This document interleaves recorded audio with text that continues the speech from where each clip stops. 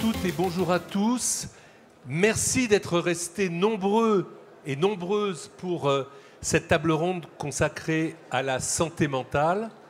Alors ça a un côté moins glamour que l'innovation, mais c'est un tel sujet de santé publique aujourd'hui, tellement important pour tout le monde, patients, praticiens, et puis ceux qui ne sont pas encore patients, que je pense que c'était une bonne idée de consacrer une table ronde à cette grande cause nationale, puisque la santé mentale est une grande cause nationale 2025. Vous avez tous compris, bien sûr, ce qu'était une grande cause nationale. C'est un sujet très important pour lequel il n'y a pas d'argent. Donc, vous allez faire du mieux que vous pouvez et vous allez essayer de véhiculer vers les dirigeants, vers les décideurs, des mesures qui vont servir au plus grand nombre. Au-delà de la boutade, c'est vrai que ça concerne tout un chacun, des citoyens, des entreprises, qu'elles soient publiques ou privées, des adultes, des jeunes, des enfants, et malheureusement, l'actualité très récente vous montre que ce n'est pas une image. Quand vous ouvrez le journal aujourd'hui, vous avez le procès de la personne qui a été suspectée de harcèlement à la suite du suicide d'une enfant. Donc on n'est pas en train de parler de choses drôles, mais on n'est pas non plus en train de parler de choses légères. Et donc, comment est-ce qu'on prend en compte les besoins? Comment est-ce qu'on détecte le plus tôt possible, souvent dans les entreprises, parce que les gens travaillent? Et comment est-ce qu'on prend en charge ces affections? Comment est-ce qu'on les prévient par des actions individuelles et évidemment collectives? Voilà, ce sont ces sujets que nous aimerions débattre avec vous. Et je vais vous présenter très brièvement, pour autant qu'on ait besoin de les présenter, nos interlocuteurs. On va commencer par Claire Lériteau-Calmé, qui est directrice des affaires publiques et de la communication d'une entreprise qui s'appelle Insight. Michel Lejoyeux, professeur de psychiatrie du GHU de Paris et de l'Université Paris-Cité. Lucie Berkovitch, jeune psychiatre hospitalo-universitaire qui va vous parler d'un truc. Restez rien que pour ce qu'elle va dire, vous allez voir. Et puis, évidemment, Raphaël Gaillard, que vous connaissez, entre autres, pour ses qualités de psychiatre, mais probablement pas seulement, et qui est une figure majeure de la psychiatrie moderne. Alors, j'ai envie de commencer peut-être par Michel, pour la raison suivante. Il y a quelques mois, un Premier ministre de l'époque... Vous avez droit à 2 essais, hein, parce qu'ils ont changé tellement vite qu'on ne sait pas duquel on parle. L'a invité, comme on dit, à venir à Matignon et lui a dit « Monsieur Lejoyeux, vous allez être Monsieur Santé mentale, grande cause nationale. » Alors il était ravi, évidemment, un peu perplexe aussi. Et ce que je voudrais commencer à demander, c'est, au fond, est-ce qu'on peut avoir quelques mots de panorama épidémiologique de ce qu'est la santé mentale au niveau national, parce que, évidemment, toutes ces actions individuelles et collectives, ça part de là. Merci Gérard. Moi, je suis très content d'être là, presque intimidé. C'est vrai que quand M. Barnier a dit « ma maman travaillait à l'UNAFAM », la question de la santé mentale, l'Union nationale des amis et familles de malades mentaux, moi la question de la santé mentale m'importe. On a quand même été content parce que voir le dossier de la santé mentale remonter en haut de la pile des sujets de santé était important. Quand M. Bayrou a poursuivi la grande cause santé mentale, c'était aussi important. Bien sûr que c'est justifié par une préoccupation politique, mais il y a aussi une évidence épidémiologique. Ce matin, j'étais aux urgences de Bichat, vous voyez, parce que t'entends, il n'y a pas de docteur, donc il faut aller faire les urgences. On avait 12 malades psychiatriques aux urgences de Bichat en attente d'hospitalisation. La réalité de nos urgences est celle-là. Raphaël le sait, au niveau de Sainte-Anne, c'est pareil. On a aujourd'hui une augmentation de la fréquence des troubles mentaux, c'est-à-dire il y a de plus en plus de troubles mentaux, de la gravité des troubles mentaux, et derrière une offre de soins qui est un peu difficile. S'il fallait donner 2 chiffres, la dépression, qui est probablement la maladie la plus fréquente, 1 personne sur 10 à un moment de sa vie va être concernée. Les maladies, les troubles mentaux, les maladies psychiatriques, 1 personne sur 4 à l'occasion de sa vie va être concernée. On a un autre sujet, c'est celui des psychotropes. Nous avons en France un double record du monde qui ne s'arrange pas tellement, qui est celui de la consommation d'antidépresseurs par habitant. Les Français adorent tous les médicaments, mais les antidépresseurs en particulier. Les données de l'assurance maladie étaient impressionnantes. Avant chaque confinement, on stockait des pâtes et des antidépresseurs. On ne sait jamais hein, si des fois le confinement s'était mal passé, une petite boîte d'antidépresseurs n'était pas inutile. Et on a un autre record du monde qui est très inquiétant, le nombre de déprimés non reconnus et non traités.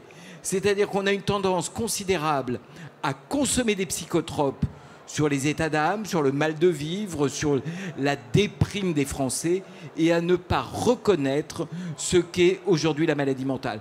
Avec 2 focus particuliers qui ont été mis par nos politiques, mais en lien avec l'épidémiologie. Le premier focus, c'est les addictions, avec aujourd'hui des préoccupations sur le gaz hilarant qu'on trouve très facilement et auquel nos jeunes, que ce soit les étudiants ou en population générale, utilisent avec des atteintes des nerfs. L'autre qui sont les psychostimulants. Et en parallèle, alcool, tabac, cannabis ne diminuent pas. Vous avez vu qu'on vous parle de cannabis pour se demander si ça doit être autorisé ou interdit. On ne vous parle jamais de la fréquence des consommateurs et des malades. C'est-à-dire qu'un discours purement médical sur le cannabis, évidemment, n'intéresse pas.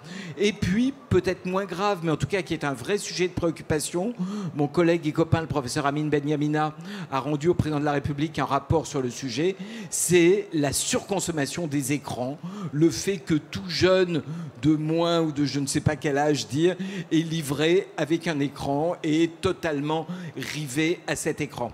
Donc on a aujourd'hui vraiment ce sujet d'épidémiologie avec quand même un aspect français qui m'apparaît spécifique, c'est-à-dire une passion pour le bien-être, le bonheur, l'épanouissement. J'ai vu plein de stands de bien-être en passant et un déni considérable de ce qu'est la maladie mentale, la maladie psychiatrique. Ça reste un tabou majeur. On peut rentrer des vacances de Noël en ces temps ou du ski en ces temps froisser quelque chose. On est un héros, on revient avec un plâtre. Si on revient avec une dépression, on est quelqu'un à qui plus jamais on ne fera confiance. Donc si simplement cette stigmatisation-là était levée par la grande cause, et Gérard a raison, on ne va pas avoir de l'argent considérable, mais si on obtenait simplement, moi c'est ce que je dis à peu près partout, une banalisation des questions de santé mentale, et qu'on puisse parler de santé mentale comme on parle des autres pathologies, rien que ça, la grande cause serait utile, mais on en parlera peut-être un tout petit peu après. On va en reparler bien sûr.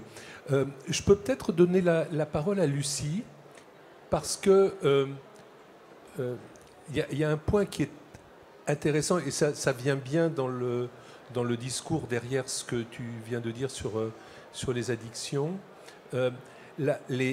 L'éventail, le panel des drogues, au sens large du terme, qu'on peut utiliser aujourd'hui à des fins bénéfiques dans des situations de détresse psychologique, cet éventail-là s'est considérablement élargi. Est-ce que vous pouvez nous en dire un petit mot de ça ? Oui, bien sûr. J'en profite pour vous remercier aussi pour cette invitation. Donc moi, le sujet sur lequel je travaille, c'est l'utilisation nouvelle des psychédéliques, des substances psychédéliques dans le champ de la santé mentale.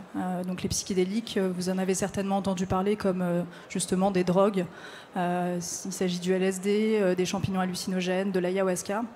Et ce qui a été redécouvert assez récemment, c'est qu'on pouvait se servir de ces substances pour aider les patients qui souffrent de troubles psychiatriques avec un dispositif de psychothérapie augmenté, c'est-à-dire que on utilise ces substances pour leurs effets hallucinogènes et on va pouvoir faire de la psychothérapie qui va permettre de débloquer un certain nombre de difficultés alors qu'ils sont dans cet état un peu particulier induit par les produits. Et pour rebondir sur ce qui a été dit, alors l'une des caractéristiques de ces nouveaux traitements, qui sont actuellement des traitements expérimentaux, c'est-à-dire ce n'est pas des traitements qu'on peut utiliser en routine, mais que l'on étudie dans le cadre d'essais thérapeutiques, c'est qu'ils semblent fonctionner dans différents troubles psychiatriques qui ont cette fréquence très préoccupante, et en particulier dans la dépression, y compris la dépression qui ne répond pas au traitement habituel. Dans les addictions à l'alcool, addiction au tabac, dont on sait qu'il est parfois très difficile de sortir les patients, et aussi dans les troubles anxieux, alors qui sont peut-être un peu moins sur le devant de la scène, mais qui entraînent quand même un fardeau considérable pour un grand nombre de concitoyens. Et donc on voit ces études qui sont publiées dans de très grandes revues de médecine montrer que l'utilisation de champignons hallucinogènes ou de la psilocybine permet de réduire de 30 à 50% les symptômes, enfin de mettre en rémission plutôt 30 à 50% des patients qui présentent une dépression résistante qui ne répond à rien, permet aux gens de diviser leur consommation d'alcool par 5, a aussi une utilisation dans un sujet qui me tient aussi à cœur et qui est pas mal d'actualité, qui est l'anxiété dans les contextes de fin de vie, donc en soins palliatifs, avec une diminution de 60 à 80% des symptômes de détresse existentielle dans les contextes de fin de vie en soins palliatifs. Donc on a vraiment un grand espoir autour de ces substances. Et je précise que l'une des singularités, c'est qu'on n'a besoin que d'une ou de 2 séances pour aider les personnes dans leur majorité. Donc ce n'est pas des traitements qui sont amenés à être pris tous les jours, ce qui limite également un certain nombre de problèmes que l'on rencontre parfois avec la prise quotidienne, aussi bien pour la contrainte que ça représente que pour les effets secondaires dont les patients qui peuvent survenir chez les patients. C'est vraiment intéressant parce que ça vient mettre un coin dans cette espèce de croyance que quand on est déprimé, c'est pour la vie, quand on prend un médicament, c'est pour la vie, quand on prend un cocktail de médicaments, c'est pour la vie, et qu'il y a les Horace et les Curiace, il y a ceux qui donnent des médicaments et il y a ceux qui ont des approches psychothérapiques et qu'on a l'impression qu'on ne voit pas le lien entre les deux. Or, c'est exactement ce lien que vous faites. Oui, absolument. C'est-à-dire que c'est un tandem de psychothérapie et de pharmacopée. Autrement dit, on ne peut pas donner ces traitements sans psychothérapie pour des raisons assez évidentes d'accompagnement de sécurité, c'est-à-dire éviter que les personnes puissent se sentir mal au gré des effets psychédéliques. L'idée également est bien sûr qu'il y ait une synergie entre les deux, c'est-à-dire que l'état modifié de conscience dans lequel les patients vont se trouver lorsqu'ils consomment ou qu'ils reçoivent ces traitements-là vont servir à faire de la psychothérapie, c'est-à-dire qu'on va pouvoir passer outre certaines défenses psychiques ou en tout cas franchir des barrières. Exactement, les personnes vont pouvoir se sentir aussi dans un état émotionnel qui leur permet de se confronter à des choses qui sont parfois difficiles à aborder en psychothérapie conventionnelle. Ouais. Merci beaucoup. On va revenir là-dessus, Lucie. Claire et Raphaël ont un point commun. Ils considèrent tous les deux que nous n'avons pas un cerveau ou quelques neurones montés sur rotule, mais que ce cerveau fait partie d'un corps et que donc il y a nécessairement un lien entre ce qui se passe dans le corps et ce qui se passe dans le cerveau, et que ce que fait Claire, c'est de s'intéresser aux maladies somatiques, chroniques et à leur impact, vous m'arrêtez si je dis des bêtises, leur impact sur l'état mental. Et puis ce que Raphaël explore depuis longtemps aussi, c'est le lien entre, alors j'allais dire c'est un classique, entre certains organes et le système nerveux, je pense à la peau en particulier, mais aujourd'hui, alors qu'on disait le mot peau sans savoir ce qu'on disait, parce que finalement il n'y avait pas de substrat, c'était 2 jolis mots qu'on accolait. Ben, aujourd'hui, il y a une base moléculaire. Autrement dit, j'en profite pour le dire, mais il ne faut jamais arrêter de se poser la question pourquoi. Et puis quand on s'est posé la question pourquoi, comment. Et on finit par avoir des réponses. Qui veut commencer ? Allez, Claire, hop. Merci pour cette introduction. Et effectivement, j'ai l'honneur d'être l'unique représentante d'une entreprise dans un panel composé de scientifiques et d'experts. Et c'est une opportunité, effectivement, en tant qu'entreprise, de rappeler qu'on a tous, dans le secteur privé, un rôle à jouer, un rôle stratégique majeur pendant cette grande cause nationale. Alors chez Insight, on a cette spécificité d'avoir une culture scientifique très forte, puisqu'on réinvestit 40% de notre chiffre d'affaires dans la recherche, ce qui nous a conduit à développer une expertise aussi dans les mécanismes d'auto-immunité, premièrement dans les cancers du sang, et puis plus récemment dans les maladies de la peau, des maladies affichantes comme le vitiligo par exemple ou l'eczéma. Alors encore une fois, je précise que les entreprises ont ce rôle stratégique à la fois au sein même du milieu professionnel, puisque cette année, on a beaucoup à jouer pour être des acteurs d'inclusion, des acteurs d'innovation sociale et de prévention. Et puis auprès de notre écosystème, ce qu'on fait très fréquemment, notamment avec les associations de patients, et en l'occurrence dans le vitiligo que l'on connaît bien chez Insight.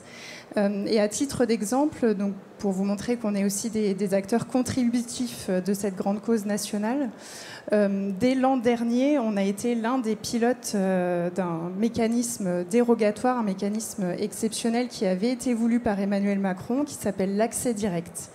Ce dispositif permet en fait d'accélérer la mise à disposition d'innovations, et en l'occurrence pas forcément des innovations dans des pathologies qui engagent le pronostic vital comme le cancer, mais des pathologies qui engagent plutôt le pronostic social, ou en tout cas des maladies qui sont souvent associées à des lourds fardeaux psychosociaux. Donc nous, on a bénéficié de cet accès direct, et du coup d'exclusion et de stigmatisation. Du coup, on ne s'est pas arrêté forcément à ce dispositif, on a joué notre rôle, et effectivement, la santé mentale ne s'arrête pas forcément aux maladies psychiatriques.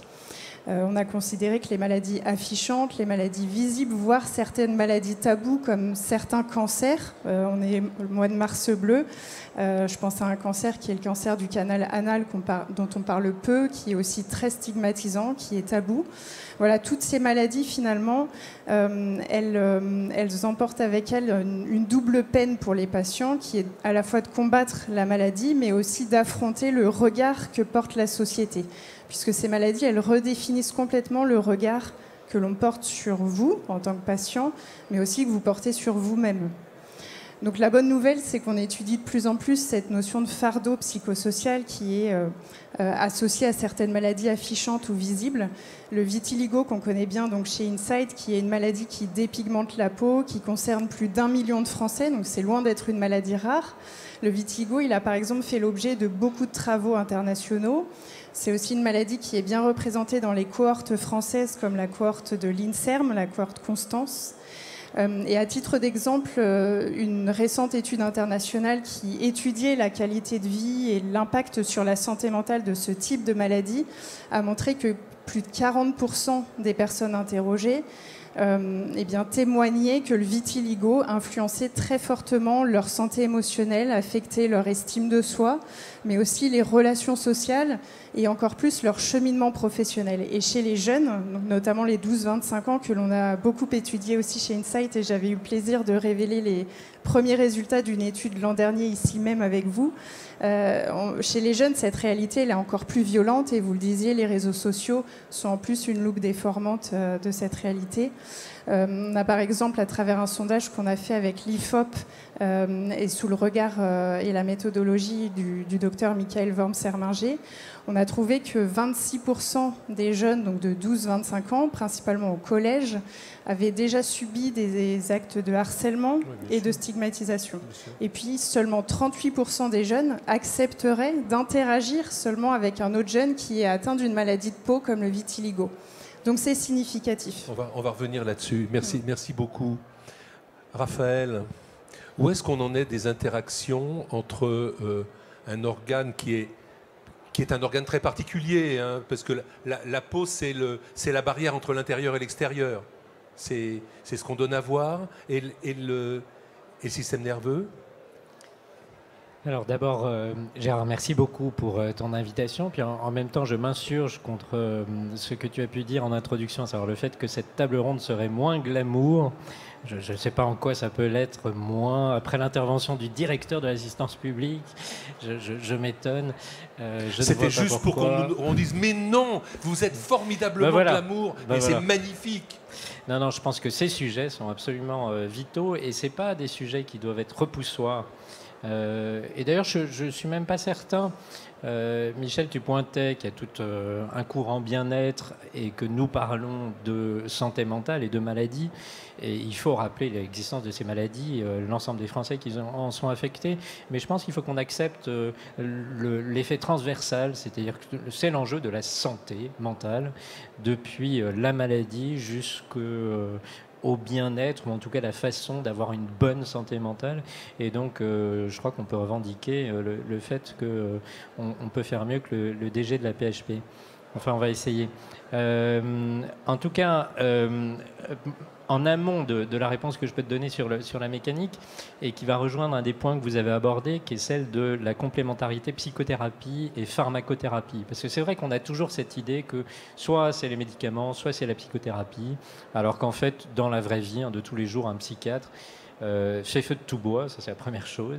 Et puis deuxièmement, on constate que c'est souvent une synergie entre les deux. Et puis troisièmement, on le voit avec les psychédéliques. Alors là, c'est non seulement une synergie, mais c'est même des psychothérapies augmentées. Donc on voit bien qu'on ne peut pas séparer les deux.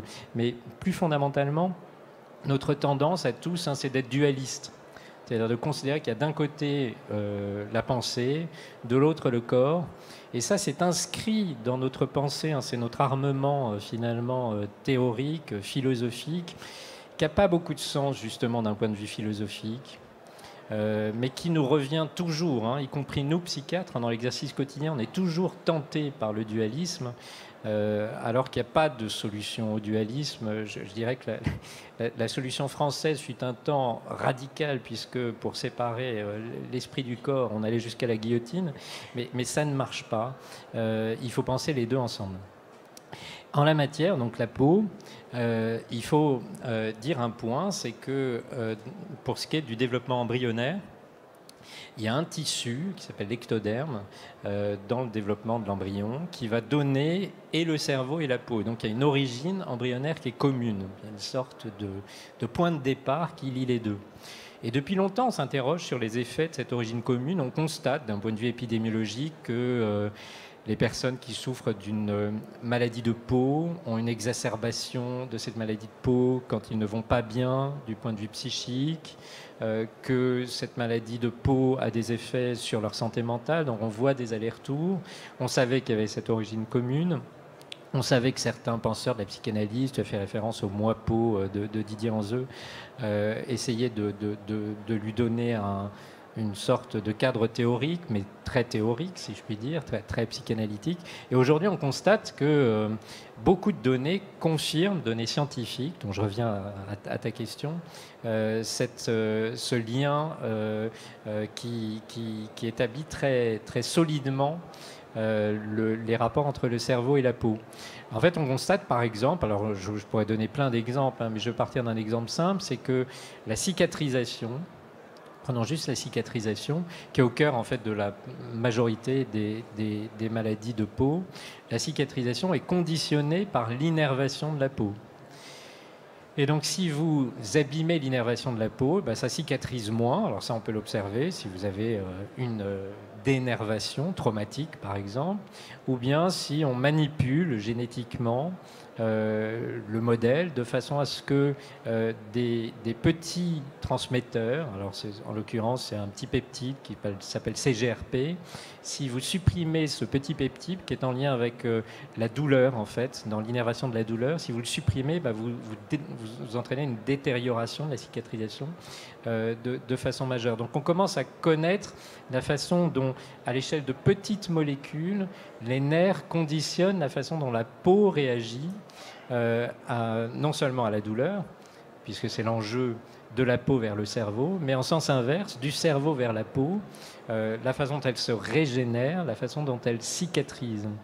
Et puis plus encore, aujourd'hui, toujours dans ce qui est de ces neurotransmetteurs, vous savez que En matière de neurotransmetteurs, dans la dépression, on agit souvent sur la sérotonine. Ce n'est pas le seul neurotransmetteur qu'on essaye d'activer avec nos molécules, mais c'est l'un de ceux qu'on essaye d'activer. Eh bien, on constate que la sérotonine aussi joue un rôle clé dans la régénération cutanée. Alors, on l'observe très concrètement, c'est-à-dire qu'il existe des récepteurs à la sérotonine dans la peau, que ces récepteurs à la sérotonine sont essentiels pour une bonne cicatrisation. Et puis même, on constate, c'est des travaux que nous faisons en ce moment avec l'équipe du professeur Araktingi à Cochin, que des pommades, je donne cet exemple, que nous élaborons à base de certains antidépresseurs ont des effets pro-cicatrisants, c'est-à-dire que cet antidépresseur qui a pour fonction d'améliorer la dépression, ce qui passe d'ailleurs par le fait dans le cerveau de fabriquer des nouveaux neurones. C'est l'effet un peu cure de jouvence dans les quelques parties du cerveau où on fabrique encore à l'âge adulte des neurones. Pour l'essentiel, vous êtes tous en train d'en perdre à l'heure actuelle, et c'est pas parce que c'est pas glamour, mais c'est parce que vous n'êtes plus des enfants. Mais il y a quelques endroits du cerveau où on fabrique encore des neurones, et les antidépresseurs ont la fonction de pousser cette fabrique. Eh bien, de la même façon, si vous prenez des antidépresseurs appliqués en topique, c'est-à-dire en crème sur la peau, eh bien, ils améliorent la régénération, c'est-à-dire qu'ils ont un effet de mobilisation des cellules de la peau pour régénérer. Donc voilà deux exemples très rapides. Je peux en donner plein d'autres, mais je vais passer la parole à mes collègues avant de vous donner d'autres exemples peut-être, ou d'ailleurs de parler d'autres organes, pourquoi pas de notre deuxième cerveau que sont nos intestins. L'idée, c'est de ne jamais considérer le cerveau isolé. Alors c'est notre cerveau et celui des autres, la société, et c'est le cerveau et le corps, parce que notre cerveau sans le corps, au fond, n'est plus un cerveau. Merci beaucoup, Raphaël. On va revenir effectivement en deux mots vraiment rapides. Ça vous intéresse, la cicatrisation ? Après tout. Alors, on n'a pas développé d'expertise en la matière, mais oui. Pourquoi pas, vu le nombre d'essais cliniques en cours en France, j'ai bon espoir que l'on avance sur le sujet. Oui. Michel, comment on passe, parce que c'est quand même un problème majeur que nous avons tous. Alors, je prends le point de la santé mentale et non pas de la maladie mentale. Ça, je pense qu'on est, pour reprendre l'expression de Raphaël, on est beaucoup trop dualiste. On est en bonne santé ou on est malade. Il y a tout un gradient qui va de, j'allais dire, de l'euphorie à la dépression la plus noire. Et j'ai été frappé par un chiffre de Raphaël. C'était une de nos premières discussions. Il me dit, tu sais, dans tous les pays, il y a 1% de schizophrènes. Et je me suis dit, ah ouais, il y a 1% de schizophrènes. Bon. Mais 1% de schizophrènes, ça veut dire qu'il y a 600 000 personnes atteintes de schizophrénie en France. Mais c'est considérable. C'est considérable par la souffrance que ça engendre, mais c'est considérable par les moyens que ça doit mobiliser pour leur rendre service. Et donc, ça c'est j'allais dire le bout du tunnel. De l'autre côté, il y a effectivement le bien-être. Comment on fait pour donner... Parce que moi, je sens un très grand désarroi des professionnels de santé. Comment est-ce qu'on fait pour donner des... Je préfère le mot guidelines au mot règles, mais des outils pour graduer la réponse. Depuis hier soir, je sais qu'il ne faut plus parler de dissuasion nucléaire, qu'il faut parler de dissuasion conventionnelle, ce qui m'avait complètement échappé. Mais comment on fait pour graduer la réponse en termes de santé mentale? Parce que les gens, ils ne sont pas très malades ou pas du tout malades. Ils sont un peu ou un peu plus malades. Comment on donne une trousse à outils? Moi, j'ai l'impression qu'elle manque. Oui, tu as complètement raison. Peut-être que la bonne solution, c'est déjà d'accepter que ça existe. Quand on voit le nombre de médecins, d'infirmiers qui disent « Ah ben, c'est une pathologie qui n'existe pas ». Peu de gens le disent sur le cancer ou l'hypertendu. Vous voyez, on n'imaginerait pas un médecin généraliste dire « Ah ben moi, j'y crois pas, l'hypertension. Vous savez, c'est un truc qu'ils ont inventé récemment ». Donc la première chose, c'est qu'on est. Et vous êtes là et on est là comme valeur collective que ces maladies de l'émotion, qu'on soit, et je suis complètement d'accord avec Raphaël, du bien-être à la maladie, tout ça sont des discussions qu'on peut avoir une fois acceptées. La première chose, ces états émotionnels existent. Ça, c'est la première chose. La deuxième, c'est qu'il y a très clairement un besoin de formation, et de formation, j'allais dire, de transmission de données simples. Puisque tu en es à citer la dissuasion nucléaire ou conventionnelle, je crois que c'est le général de Gaulle, que je n'ai pas connu, mais qui disait qu'il fallait aborder les choses compliquées avec des idées simples. Peut-être qu'à un moment, il faut que nous, professionnels de la santé mentale, qui adorons être des esprits complexes, brillants, etc., eh ben, on accepte l'idée qu'il y a quand même quelques idées simples à transmettre sur ce que c'est qu'une schizophrénie, ce que c'est qu'une dépression, ce que c'est que le passage de l'un à l'autre. Et la troisième chose, permettez-moi, elle est là de remercier Anne-Marie Armenteras qui est là, parce qu'elle a lancé, et moi je continue à porter, la Commission nationale de psychiatrie avec une seule idée: c'est qu'on ne fait rien en santé mentale sans les acteurs de terrain. Donc, pas d'idées géniales qui viennent de l'extérieur, qui dénient la réalité du secteur, la réalité du soin. Donc, vous voyez, les professionnels de santé mentale, ils sont là. Et les associations de patients. Et les associations de patients sont là. Alors, c'est pas parce que c'est difficile. Il n'y a aucun autre domaine où, quand une situation est difficile, on dit, bon, on va virer tous les intervenants et puis on va trouver un autre modèle parce que tous les intervenants n'y arrivent pas. Donc, ce besoin de renforcer l'existant, infirmiers, association de patients, tu le dis très justement, médecins généralistes, on a un circuit de soins et probablement ça fait aussi lien avec la grande cause santé mentale. Le message qu'il faut faire passer, c'est du renforcement de l'ensemble des intervenants, mais surtout pas un message de désaveu. On sait que c'est compliqué, on sait qu'il y a du déni, on sait qu'on est avancé, qu'on est en train d'avancer. Raphaël ? Oui, pour prolonger ce que dit Michel et pour le rendre peut-être plus explicite pour tous, d'abord sur la question de la grande cause. Évidemment, moi j'espère qu'il y aura des moyens et qu'on en fera quelque chose, mais je suis tout à fait d'accord, le seul fait que ça existe est essentiel. On pourrait presque, mon côté lacanien, mais le premier avantage, c'est qu'on en cause, et ça a déjà une vertu.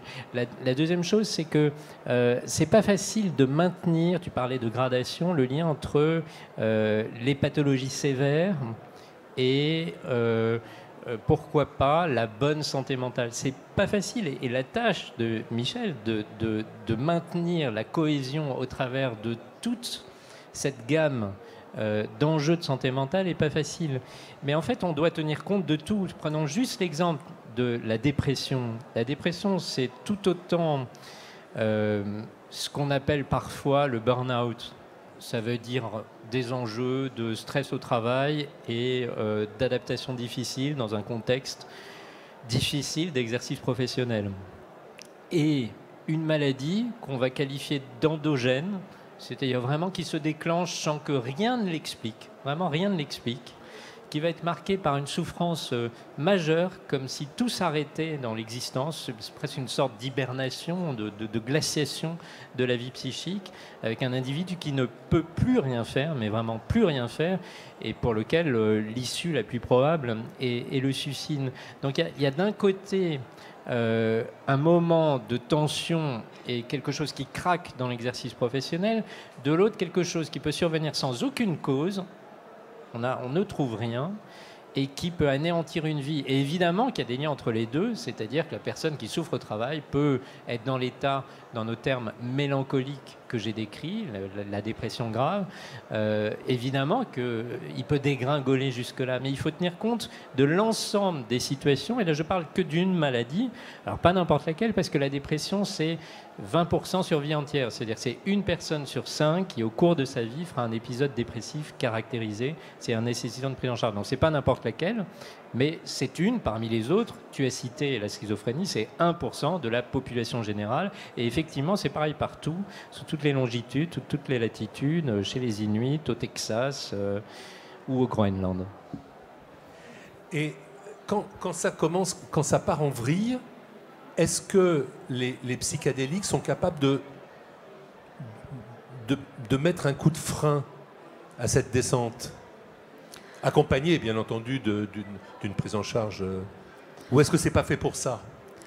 En fait, ce qui est intéressant avec les psychédéliques, c'est que ils intéressent différentes catégories de personnes dans la population, des patients qui souffrent de troubles sévères, diagnostiqués, etc.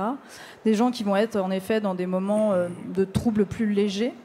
Et puis des personnes qui n'ont pas nécessairement de troubles, mais qui peuvent être dans une quête de réponse ou dans une crise existentielle. Et même des gens qui finalement vont s'y intéresser de manière purement expérientielle, voire récréative. Alors aujourd'hui, le cadre d'utilisation de ces substances dans le champ de la thérapeutique, c'est vraiment dans le cadre d'essais cliniques, c'est-à-dire c'est au stade de la recherche, et l'indication, c'est préférentiellement les pathologies résistantes, c'est-à-dire qui sont bien caractérisées d'abord et qui n'ont pas répondu à d'autres traitements. Et la raison à cela, c'est que comme on ne connaît pas encore parfaitement bien le rapport bénéfice-risque de ces substances, et c'est toujours avec le rapport bénéfice-risque qu'on raisonne en médecine, c'est-à-dire quel est le bénéfice attendu au regard des risques encourus, eh bien, on réserve ces traitements aujourd'hui aux personnes pour qui on n'a pas forcément d'alternative, en se disant que on peut en attendre des bénéfices supérieurs à des traitements qui ne marchent pas actuellement et que les risques encourus sont donc acceptables, puisque ce sont des personnes qui sont déjà en souffrance et, Raphaël l'a dit, qui peuvent être exposées à des risques de détérioration, voire des risques de suicide.